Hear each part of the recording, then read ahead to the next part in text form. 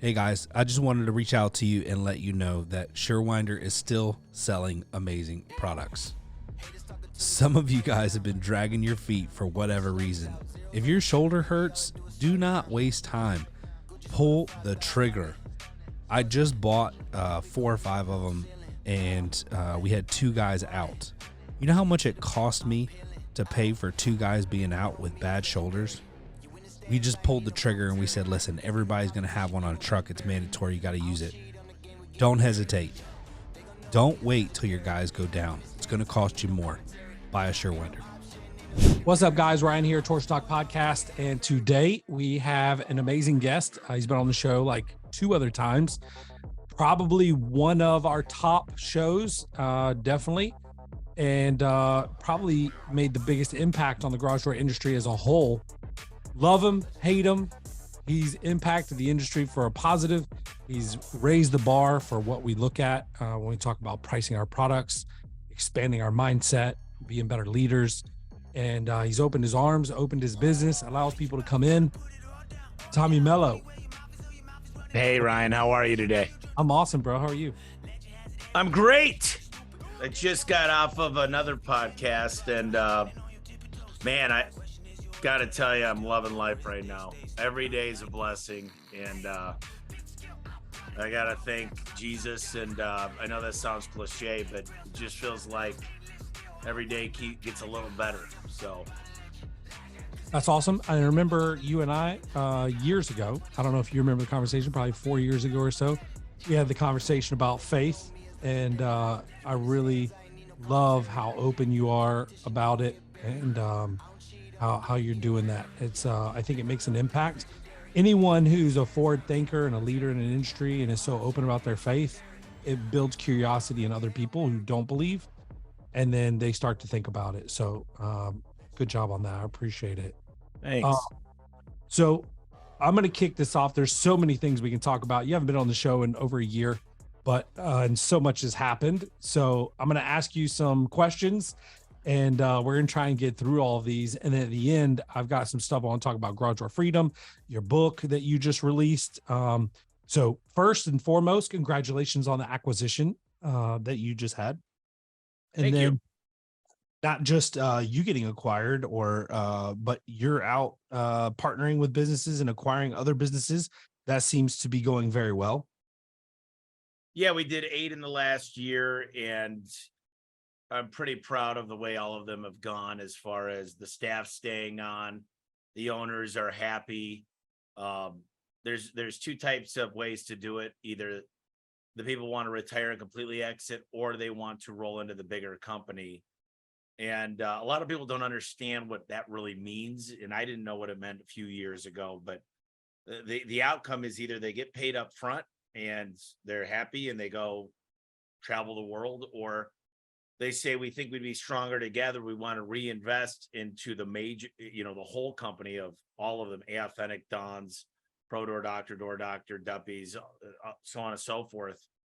And then that money compounds again. So typically if somebody rolls into the new deal, let's say they roll 20%, that 20% will be more than the 80% they got up front. And that's going to happen in under 3 years. So it makes sense for a lot of people. And the way I look at it is I'm out there helping. If I'm in your market, I think if we met up and we worked together, I had a guy call me out of Denver recently and said, man, when you came to this market, I was worried, but we've never been more profitable. You guys charge a lot. We raised our prices. We're making money. We're marketing. We're buying new trucks. We're investing in our people. And you're actually not what I expected. You're not like this guy that comes in and just tries to destroy the market with marketing and steal all of our guys. You came in and actually helped us get on service tight, and hence Garage Door Freedom and whatnot. But, all I'm trying to do is make sure everybody wins in the home service industry, particularly garage doors. And just because you're winning or I'm winning doesn't mean the other one needs to lose. And It doesn't mean the customer needs to lose, the employees need to lose, the vendors need to lose.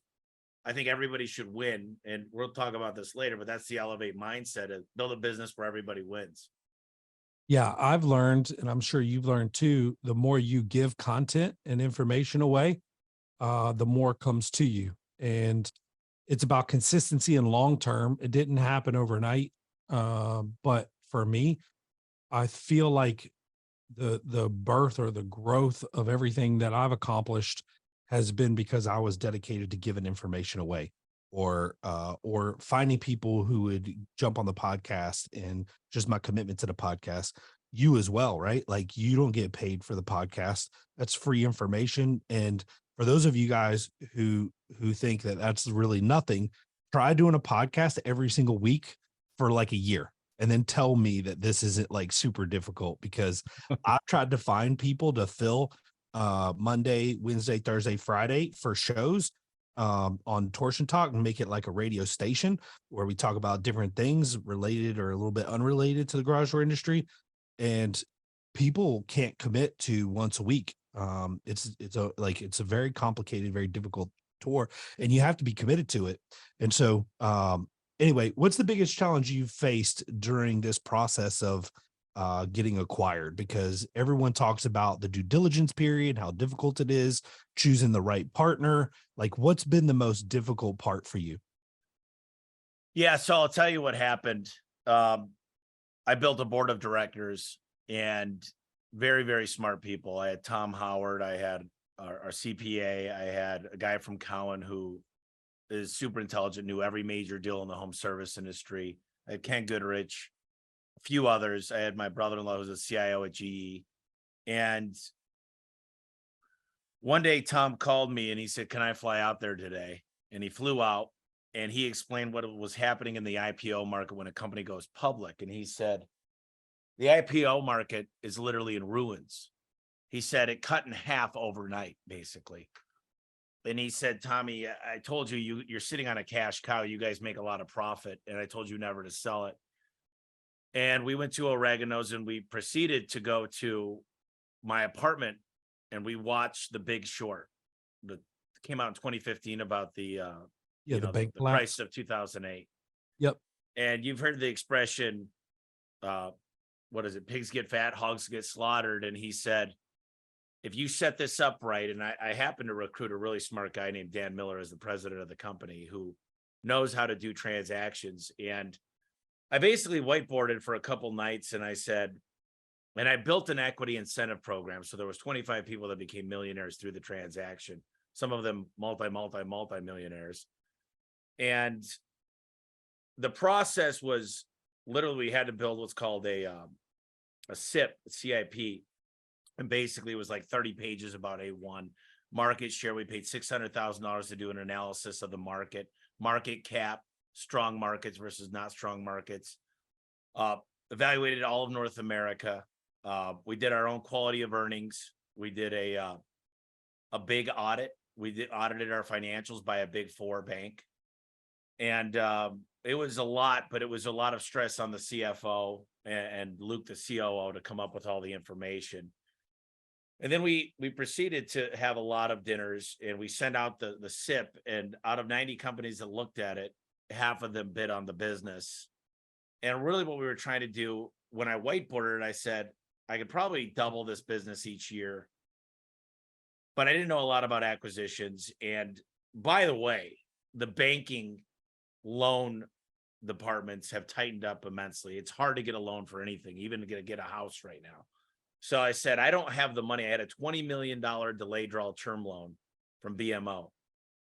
And it was very, very difficult with what I had on the horizon with acquisitions. And I had NDA signed, lots and lots of them, several dozen.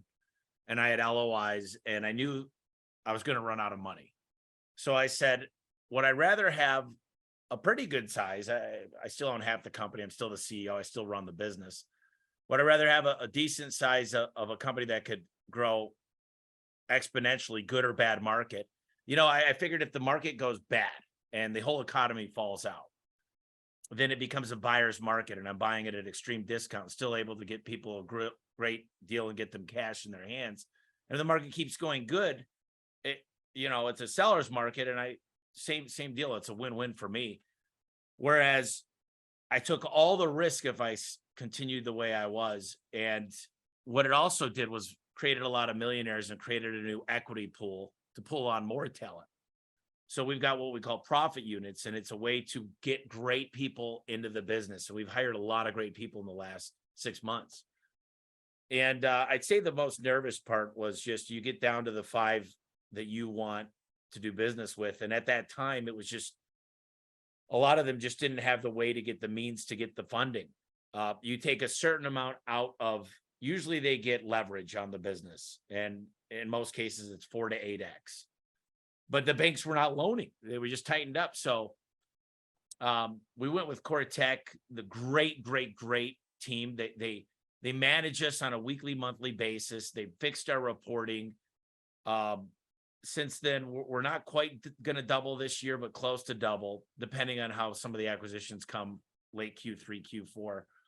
But it was really nerve-wracking. I lost some of my hair because I couldn't sleep at night. It's growing back, but I've never felt so much pressure because I didn't want to fail. I didn't want it to fall apart. And but we got it done. It got funded at the end of December.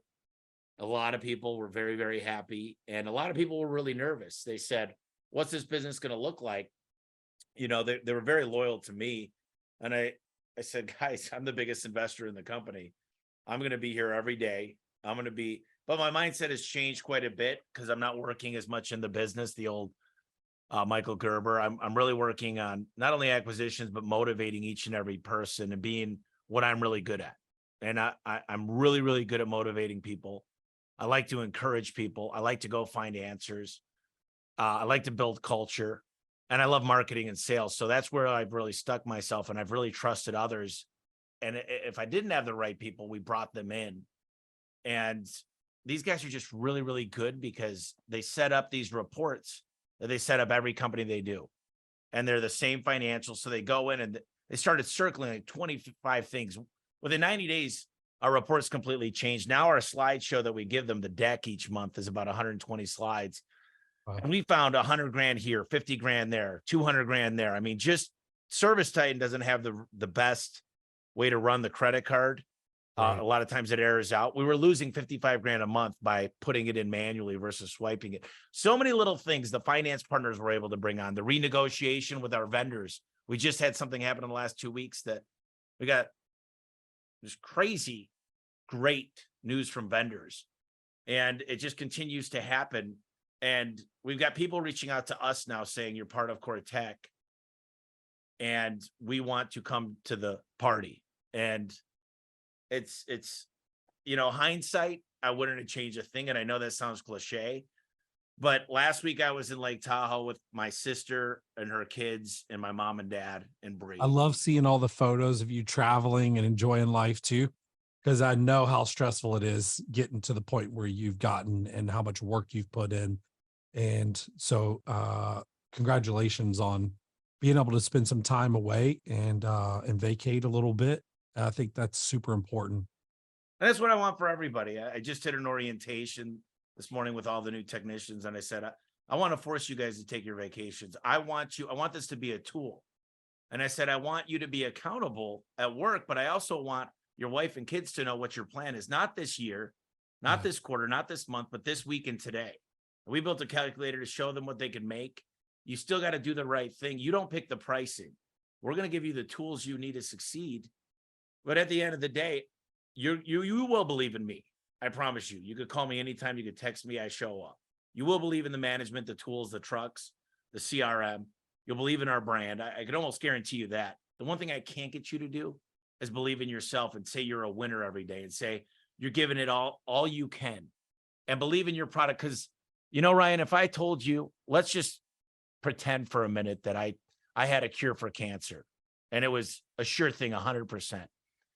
And I had an uncle and he was not so sure. He said, I want to go to chemo. And I said, listen, I'll call him Uncle Frank. Uncle Frank, I have the answer. I would not take a no for an answer. When I'm in a garage with what we do with our Max Life, with our 100,000 cycle Z-bearing rollers, with the way that we add a surge protector, all the little things that we do, the Frankenstein parts that we've got patents and trademarks on. If you believe that much and you're a doctor and you're the doctor when you enter the garage and you know it's right, no is not a plausible answer. You're going to make the door safe, but I also say if you're not giving options, you're giving ultimatums. So finding the right option that's best for that client at that time is important.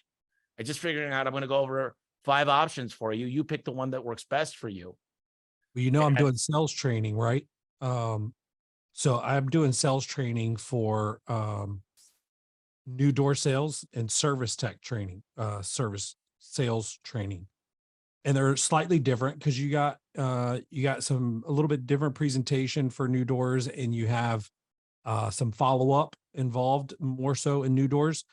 But when you go through this process, and I have people come in who, quite frankly, when they get here, they literally look at me like I'm ripping people off. You're a sales guy. I don't trust you. And when they leave, they're all the same way. They're like, man, I didn't know sales could be like this. Doing it in an ethical way, offering options. I've always just told the customer what I thought they needed. I assumed that they shopped a certain way, like I shop. And people are starting to understand that they're doing a disservice by replacing the one roller and the one broken hinge and walking out, right? There's a reason those things are going bad. Give me one time, Ryan, you shouldn't offer a new door on a service call. Give me one example you shouldn't offer a new door. Maybe you installed it a year or so ago, years ago. I mean, that'd be the only reason why I probably wouldn't, is if my company installed it within the last probably 5 years, I wouldn't make it an option. I've never heard that one. So that's like a repeat customer on a service agreement. But if you're going out there within a year, there's probably a problem with the install. But what I'm saying is, if I go out to a brand new house with brand new wood overlay doors, the first thing I'm going to do, and Mario did this 3 years ago in a house, 3 brand new wood overlay doors, 18 by 8, 775 pounds. And he just went through and said, you got a 4-spring system. They're 262s. You got the oversight, the 2-inch rollers. What's going to happen is you need to do a clear coat to these every year. Basically went through the maintenance, and the guy goes, I own these doors in the past. I travel. I'm on the road 90% of the time. I don't want to deal with these. I'm a wealthy individual. I'd like to replace these with something low maintenance. And a lot of people would say that's not the right thing to do, but why not let the person decide what's right for them? Solved his problem. Like, give people what they want. And I dressed up like a doctor this morning. And the first thing a doctor does is they ask you, how much are you working out? Are you smoking cigarettes? What's your sleep like? What's your alcohol intake? How would your diet be? What exactly are you doing for cardio? Are you having any reactions to what's your stress level, anxiety? And then they offer the prescription. And does anybody ever look at their doctor and say, I'm going to get a few quotes? Or when you get to know the client and you understand where they're coming from and their needs, whatever, it's an electricity bill, they're getting bugs in the house, their son's sleeping upstairs, they want the MyCube technology, they want a bolt lock installed on a jack shaft because they feel safer. Whatever it is, you got to ask the right questions and give them whatever is right. And I love that people say you overcharge. I'm like, show me your training program, show me your new vehicles, show me your billboards, show me who you have just focused entirely on Google My Business page. Who's there looking at negative reviews, calling customers to make it right? They don't have any infrastructure, and if they don't show up for work, the business doesn't run. And I'm not trying to criticize them because I was that guy. I was the guy in the field for 10 years. But what I can tell you is you got to add up everything, your software, your air conditioning bill to keep the place cool when it's summer in Arizona. You got to add up new trucks. You got to add up insurance. You got to make sure your EMOD score right for workman's comp. You got to add everything up and then build your price book around a profit. And for people to come and criticize me or anybody else based on the prices just doesn't make sense when they have no idea what the expenses are. It's a simple routine you need to run through financials with a CFO and a good controller and understand what it takes to be profitable. And just because you run out of your truck in an unwrapped truck and do all the work yourself, sure, you could be profitable charging less. I'm fine with that. But don't criticize other people, because I'll tell you what, a Rolex isn't cheap. But people are lined up waiting in line to get Rolexes. That restaurant that costs $400 for a couple, you got to set a reservation a month in advance. Bree just bought a Cadillac Escalade. She paid $30,000 extra because they're not making enough of them, so they're charging a premium. Nobody complains about the Jordans they can't get that they just spent $500 for, but it's so bad that I'm charging a price to make a profit, because that's why I'm in business. You have an obligation to your community, to the people that work for you, to yourself to make a profit. And if you're not making a profit and you're just saying these words, I'm reinvesting in my company every year and making less than $100,000, which you should be paying yourself on a W-2, then you need to look in the mirror before you start criticizing other people. That's all I would say. If you're not making a healthy profit and giving back to your people and taking them on trips and allowing them to have the best insurance, allowing them to have dental, 401ks, allowing them to have PTO, allowing them to buy the best tools, give them new trucks. If you're not doing those things, then don't talk to me. If you are, we'll have a conversation and I will listen. But I'd like to show you my operation. That's why I invited everybody in here to see what I have, because I don't think it's fair for somebody to criticize that's never even met me. And a lot of people tend to put this label on A1 or me because there's a couple bad actors out there that don't do it right and they don't put their face on the side of the truck and they don't W-2 their employees. And that's just not us. Yeah, that's good. So what have you learned through your journey that we should learn? Not just the acquisition phase, but let's go back from the very beginning of you starting a garage door company to now. Like, what's something that you've learned that you think we should learn as business owners in the garage door industry? So this morning I was working on my new newsletter I'm putting out, and Gianni asked me, he said, what do you think the most important thing is in sales? And I said, if I had to go back and start over, I would really work on my compensation program. What it is today is work on a scorecard and a compensation program that pulls in the right people that want to win, that want performance pay, that want to get credit. Because what I found with hourly people is they don't want to make less than 60 grand, but they don't need to make more than 65. And they don't have a reason to get 5-star reviews or not get warranty calls or drive great or get used financing, which we call promotions. So I put a lot of time and effort into making sure my compensation programs for CSRs, dispatchers, technicians, and installers motivate the right behavior and they attract winners. And I'll just say people that aren't motivated by performance want to quit. That's where I would start. And then I would definitely invest in my brand a lot earlier. I met Dan Antonelli 4 or 5 years ago. And the biggest mistake I did was think my raps were good before I met a professional of building a brand that your website, your trucks, your Valpak, your business cards, your brochures, your yard sign, everything is in culmination with another, and the brand speaks, and there's symmetry between it. And then the biggest thing I can tell you, Ryan, is recognize your weaknesses and don't cheap out. Service Titan is the best CRM. Don't cheap out. Don't not invest. Don't say I can't afford a good CFO. Get a fractional CFO. Don't say I can't afford this marketing person. Now, listen, you might overpay for the wrong person, and a lot of us have done that. So we've got a really bad experience in our past, but you get the right people, and there's 3 ways to pay people. There's, hourly salary, performance pay, there's profit sharing, and then there's equity. And usually it's a phantom equity or an equity incentive program or profit units. And I think there's different individuals that fit in a different bucket, but if you got them all running in the same direction, you win. And I think that if you help the team become owners in the business, they're all working towards the same goals. And that's something that I didn't learn until a few years ago. And just really try to give back and build a community where everybody relies on each other and they understand we're running towards the same thing. There's a good book called 5 Dysfunctions of a Team where each department starts getting really buckets and they start getting in silos. And if that happens, you got to figure out, you're the owner, you're the founder, you're the manager. You need to figure out, it's all relies on you. Your desk is messy, theirs is messy. You don't show up on time, they don't show up on time.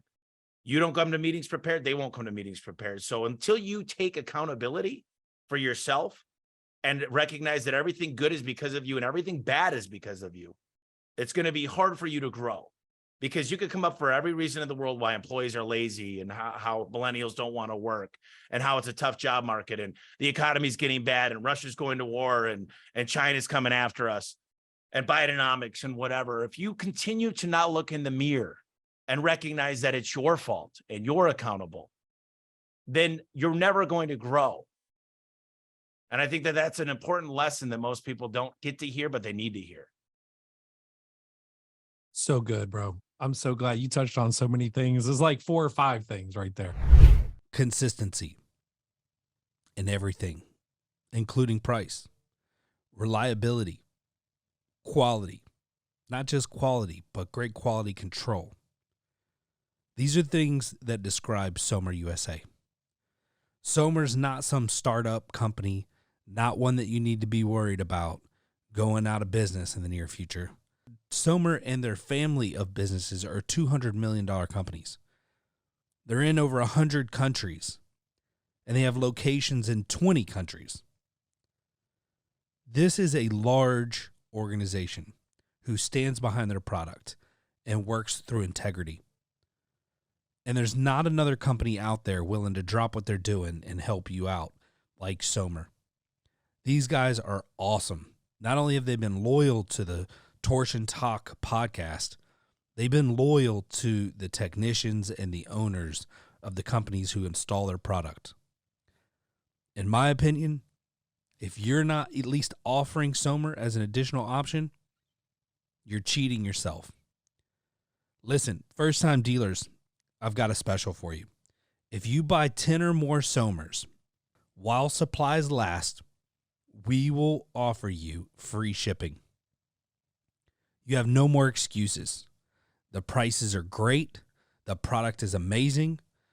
Go check out Somer USA and order 10 for free shipping. So Garage Door Freedom, you hit on it a little bit earlier.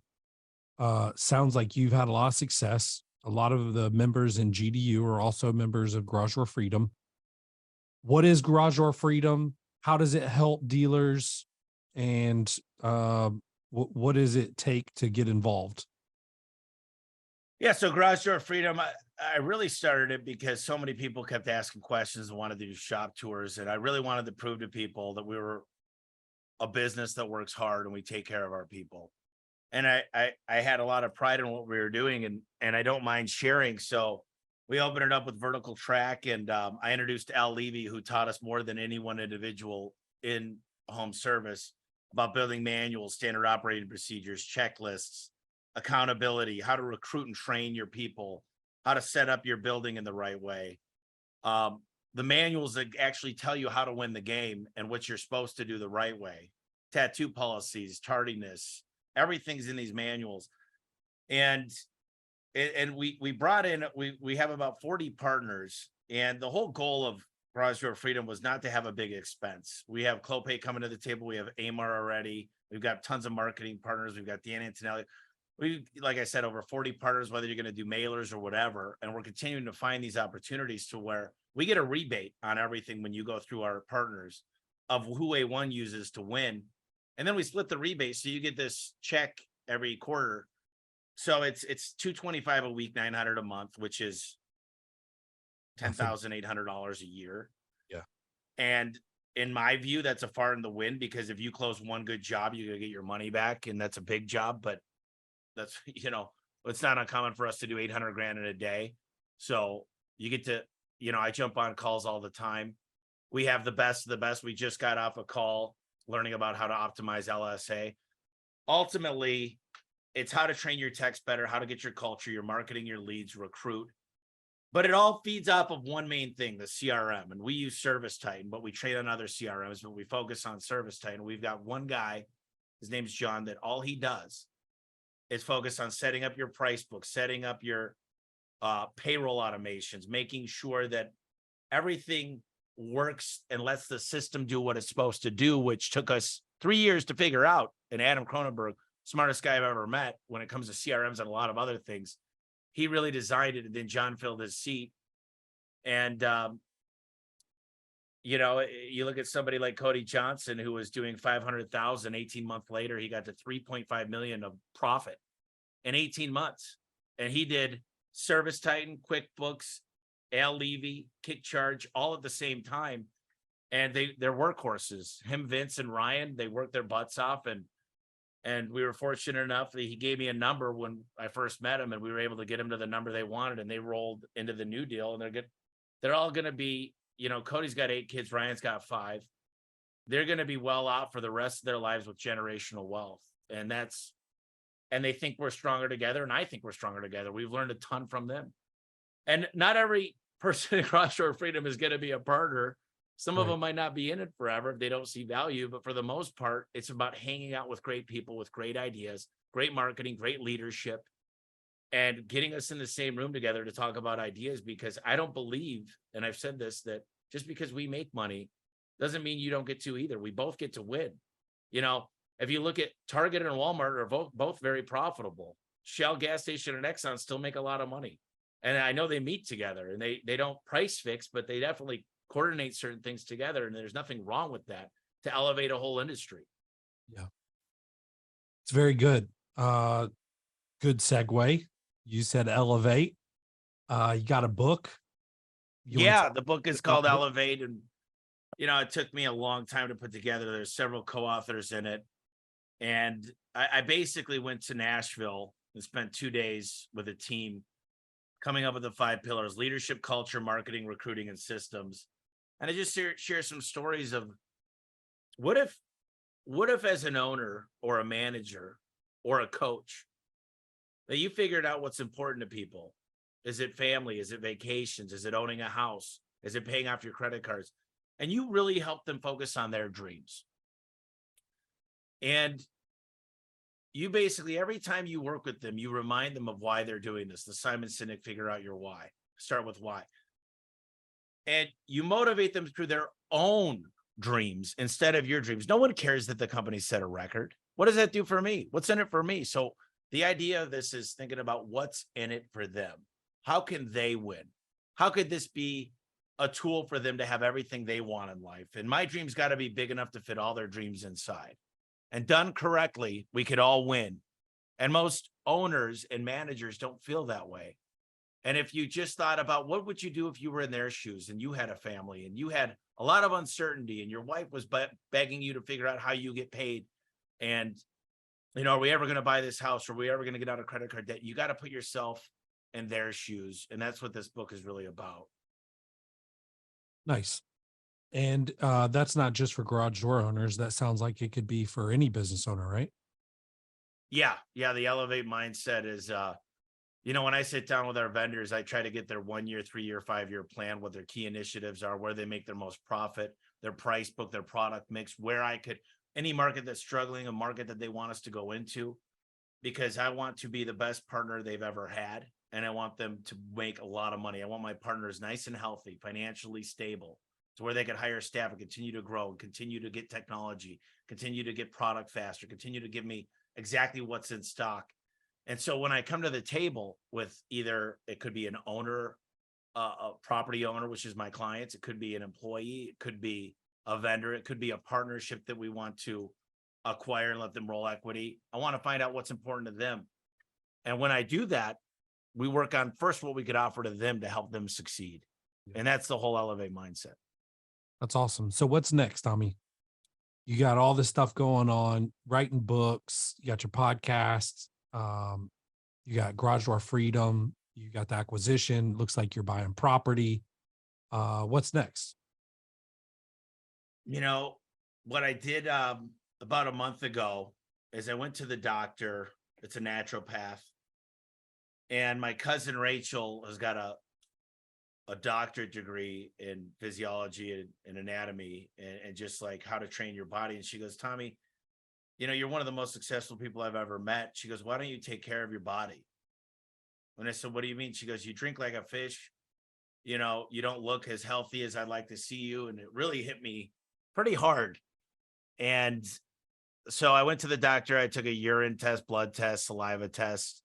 And basically they said, you know, we got some things, you got a leaky gut, blah, blah, blah, blah, blah. And they said, we're going to get you on 4 different peptides and we need you to get on this diet and we need you working out with this much cardio. You need this much sleep and this much water. So right now I'm really focusing on getting myself to the best I could be physically and spiritually, everything. I started going to church again because I wasn't going after COVID and I got back into that swing. So I'm really working on me right now. And you know, my goal is to continue to bless people around me, because I told every technician today at orientation, the biggest thing for me is I've made it. I've done pretty well for myself. What gets me a natural high is when you guys buy houses, when you guys go to Hawaii with your entire family, when you start coaching your kids' soccer program. You don't need to work 80 hours a week here. You could work 30. You could run 2 jobs a day and make great money if you just listen. And I want to see you guys conquer the world outside of work. This is a means to an end. And you're going to figure out real quick that we do care and the people around you care. We're going to win together. So I think it's continuing to bless other people. I think I've got a good message. I think it resonates with a lot of people. And, you know, the future, I think, is going to be talking to different high schools and colleges, telling them about the trades, telling them that I was really a nobody from Michigan, didn't have the best upbringing. I love my mom and dad. They're the best people in the world. My sister's the best, but wasn't always easy, just like everybody else. And that if I could do it, you could do it. And we all got to start somewhere. It's about discipline, consistency, showing up, giving all your best, and going out and seeking the answers and asking. Readers are leaders. So I want to get the message out, and I'm just having a lot of fun. I bought a house in Idaho. We're building it. Me and Bree are going to Hawaii. I'm super engaged in A1. I'm the CEO. I got to be here. But what I've realized now more than ever is as I hire people that are better than me, my life becomes easier. Mm-hmm. And I get to focus on what I'm really great at, which is culture, marketing, and sales, and continuing to find the gaps. And we want to go out and partner with a lot of garage door companies. We pay, we keep the employees on, the owners make out. And, you know, more people understood of how this looks for their business and how they could win, and just gave it a day. We signed a mutual NDA. If they don't want to, I don't care. I'm not looking to steal their secrets or take their clients. I don't care. We're going to sign a non-disclosure agreement. It's legal, binding. I just think there's so much out there. When I did this transaction and I realized how good life could be and how I didn't have everything in one asset and how I got to really help my mom and dad and my sister out and a lot of other people, it's game changing. And I can't tell you how blessed I am and how much I love to do this and how much more I still have to do. I feel like I'm in the fetal stages of what I want to give. That's awesome. You know, you pointed out something, and I want you guys to hear me on this because I got a lot of freedom from it. When you have 3, 4, 5 streams of income, your one stream of income, you don't hold on to it so tight that you choke it. We have a tendency as business owners to kind of be in the way or stumble and just choke our businesses. But if you're getting income from different places, that one income doesn't feel like it's everything for you. And it gives you a sense of freedom and a totally different mindset than you have if it's your only stream of income. And that was my goal in 2015 when I started Aaron Overhead Doors, which feels like a long time ago. I wanted 5 streams of income in 5 years, and it took me 7 years to get 5 streams, but now I'm working on 6 and 7. But if you can take from each one, you don't have to bankrupt one if you want to be super wealthy and do well for yourself. You can also just focus on one thing. But I'm super blessed. I got multiple businesses. I don't have to be at any of them. They all run because I've got great staff. Like you said, you hire people that are better than you, and then you can step out and they run without you. I can go for 2, 3, 4 weeks and it's fine. Everything's running smooth. We're good. Now I bring a lot of passion. I bring the sales, you know, I bring the energy to my businesses, and you'll tell after a long period of time, like if I'm gone for a while, some of that'll tail off a little bit.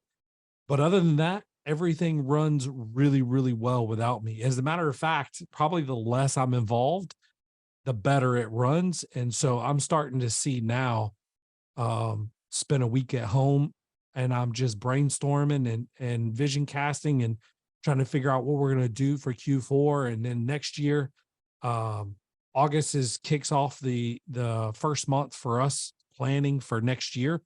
And so we're starting to get into that process. And it's fun. Like, this is what the people like you and I do. We're visionaries. We love to see the grand big picture, and it's hard to do when you're in the weeds. So I like to pull back and detach myself a little bit and then look at everything from a grand view instead of in the weeds. Yeah, you know, there's only 4% of the population who have the hunter gene, and it's the visionary gene, and it's the dreamer gene. and the business will function without us, but they don't really know where to go and how big to get. They're very, and I won't say that there's a lot of people that understand it. The problem with guys like us is sometimes we want to do everything. We want to get into this, and we've got the shiny light, we've got the ADHD going, and it's important to be able to stay focused. But I agree with you. When I'm gone, the business runs great, but they need me to bring the passion and bring the growth mindset, because, don't forget, I started this in 2007. I've been doing this 16 years. I've seen everything. I've seen the economy slip pretty bad in 2009. I've seen COVID. We've been through the ringer, and I've seen a lot of people come and go, met a lot of different people in the industry. And I'll tell you, I think my greatest asset is asking for help and continuing to always surround myself with great people. And you've probably heard me say this, but if you don't get inspired by the 5 people that are closest to you, you don't have a circle, you have a cage, and that cage will hold you down. And misery loves misery, and people love to tell each other how bad the economy is, and Bidenomics, and Trump's going to jail, and everything else that's uncontrollable. But if they could only focus on the things they could control, they'd be a lot better off. So do you say you shouldn't pay attention to that stuff at all, or are you just talking to the people who kind of use it as an excuse? See, I have a great way of compartmentalizing things. I like to know what's going on in the world, and I don't really get distracted. I don't focus on the bad news. I like to know what's going on. So I could literally go through some really traumatic things and compartmentalize it and still show up at 100%.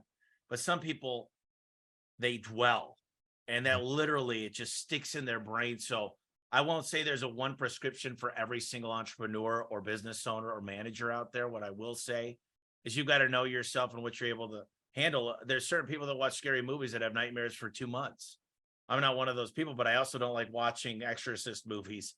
It doesn't do anything good for my soul, where my mom could watch the craziest, scary things of all time and goes right to sleep. So I think there's not a one size fits all answer to that. But for me, I like to know what's going on, but I don't dwell on that stuff. It's good. I agree with that. I think sometimes I can get too deep into it, but I view myself as an investor now. And when you're an investor, you watch CPI reports, consumer confidence index, and a bunch of other, triggers in the market. And you see how people react to them, market reacts. You watch the stock market, you listen to, some of the Congress hearings and whatever else. And that helps me know where to kind of put my money. And so, speaking of which, I don't know, this is kind of a crazy question, just thought of it. A lot of my listeners know I'm a big Bitcoin fan. You buying Bitcoin, bro? I have an account with like $5 million in it in Celsius, and Celsius is in this chapter 11. So I'm waiting to see what happens with that, because it's got the money locked up. Yeah. I like the idea of Bitcoin. I started working with Goldman Sachs in January, and the data these guys have, my account earns 5.6%. That's awesome. Just without that, that's a money market account. Yeah.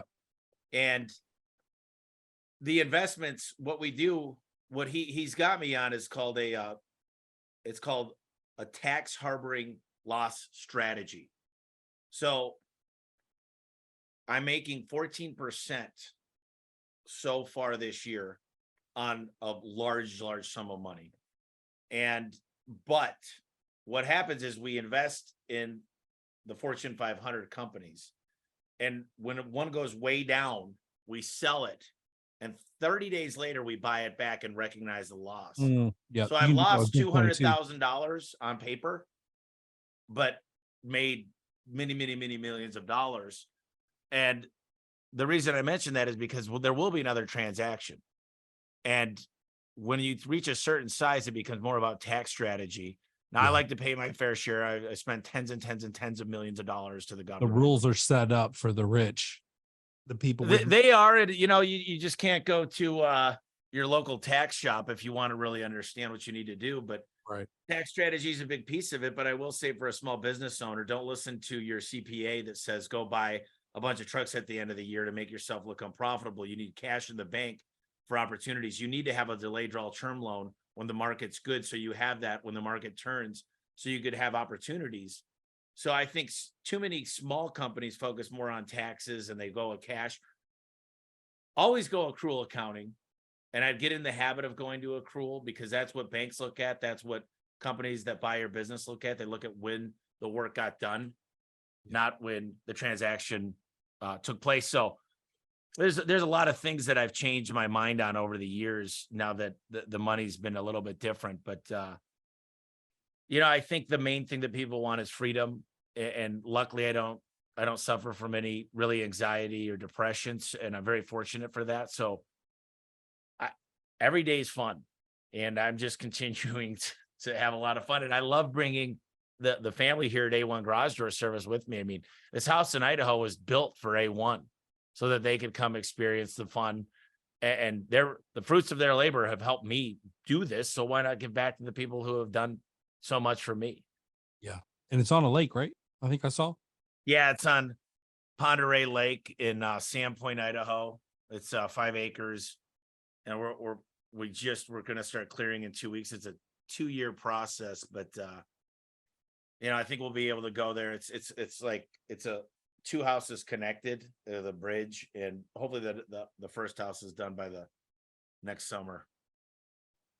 Tommy, first of all, thank you for everything you've done for the industry. Thank you for what you've done for me personally. I think you've helped expand my thinking and helped my door company. And so there's a lot of people in this industry who may be too proud to tell you that, but I'm going to tell you firsthand, bro, you've freaking killed it. And thank you for sharing everything you shared. Thank you for caring enough to share. And I hope, for many years to go that you continue to share. And so I'll be praying about your health. Thank you for being so transparent and willing to share everything. And so is there anything you want to leave everybody with before you cut out? Well, I really appreciated when you invited me to Vegas to go on that helicopter ride, even though I had a beer and they barely let me on. That was pretty cool. And I'll never forget that experience. So I think you're a great guy. You're really looking out for the industry. I love that you do this podcast focused on garage doors. I think you're always willing to take a phone call and give people an honest answer, and they use you for that. And I definitely want to do something with you in the future. I think guys like us, we do well together when we surround ourselves with similar like people. Yeah. And there's a lot of ideas. Some of them make sense, some of them don't. But I think you give back a lot. And I love seeing you with your wife and your family and your kids, because that's what it's all about. It's all about giving back to the people, being a good father, a good husband. Obviously you're a male and it works for females as well. And being a good son. And what I could tell people is, if you want to really learn to be successful, the best advice I could give is success leaves clues. A guy like me, a guy like Ryan, we'll invite you into our home. We'll invite you into our office. We'll let you do a tour. We'll let you sit down with anybody you want. We'll help you with service tight. We'll help you with marketing, sales, culture. If 100 different HVAC, roofing, plumbing guys didn't invite me into theirs, I wouldn't be where I am today. It's just having the tenacity to be able to get up and go. And then I'll tell everybody exactly what to do. The integration is the hard part, the doing it, the applying it.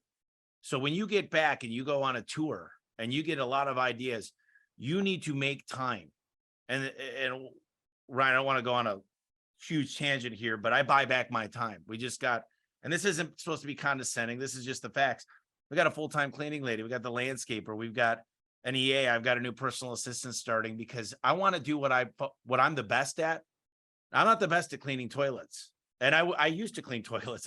I was a dishwasher. I was busting tables. I had a landscaping company and I'm allergic to grass. I'm not telling you anything I haven't done, but at a certain point, you got to figure out how much you make per hour and say, could I hire somebody else to do that for a less amount, and focus on what you're the best at. So that's right. What I would tell you is success leaves clues. Go find them, read a lot of books.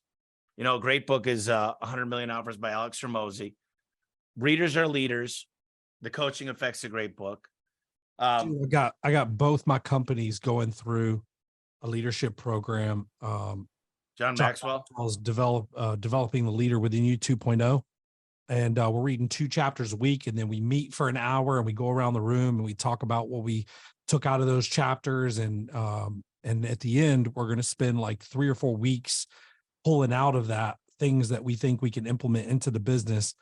That's going to make us better. And so I think I'm a huge book guy. I've got hundreds of them. I've probably read 60, 70. And I'm constantly reading, and I pay my kids, like my daughter, I paid her $1,000 to read Atomic Habits. I paid her $1,000 to read Atomic Habits and write a book report on it. So I pay her to read books. It's probably she's working on the 3rd book that I told her I'd pay her. But listen, this information that's in these books are 10 times more valuable than anything she's gonna learn in college or high school. And I pay how much money to send her to the school that she goes to or the college that she's gonna go to. So for me, I feel like if I can get this information into her sooner, I'm going to speed up the process and make her better. Ryan, let me tell you one thing. I told these guys this earlier. When I was pre-dental, I took biochemistry, anatomy, physiology, organic chem, advanced calculus, all these different classes. And what I would do is go to Rate My Professor and find out what was going to get me the right education for the DAT. I ended up going to get a master's degree with my GMAT test because the dentist I interned with said, go figure out business first. And I'm glad I'm not a dentist. But what I did is I have a high IQ or EQ, not a high IQ. Right, I'm the same. My EQ, so I'd go talk to the teacher and I'd say, listen, my name's Tommy Mello. Do you got your roster available? And I'd bring in an apple, a great big apple. And I'd say, listen, I need to get an A in this class. This is for my family. This is for my life. I'm committed to doing whatever it takes. Do you have a teacher's assistant, a TA? And they'd introduce me to them and I talked to both of them. And I do this in every class. And I say, I just need you guys to understand that I'm not the best student. I have ADHD. I have a hard time focusing, but it's every ounce of me needs to get an A. And I will give forth Saturdays and Sundays, nights, whatever it takes to do this.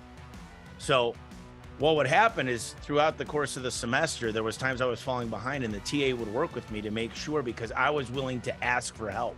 I was willing to make sure they knew who I was. I was willing to sit in the front row and I was willing to do whatever it took to do that. And they knew that. And every time it came down to whether it was a presentation or a final, I was able to do what I needed to do because they knew that going in. And that's just a little piece of advice for anybody that has kids is, if you really express and you smile and you show people that you care and why you're doing it and they understand and you're willing to ask for help, they'll give it. You just got to ask. 100%. Well, thank you so much, bro. I know your time's Ryan. valuable. I appreciate you carving some out to come on the show with me. And Casey Foley wanted me to tell you, hey, he's such a good bro. I just saw make sure you say that I said, hey. All right. So got that out of the way. Thank you, bro. I'll hit you up later. We'll chat. Thank you for your time. Thanks, Ryan. Appreciate you very much, brother. See you, bro. See ya.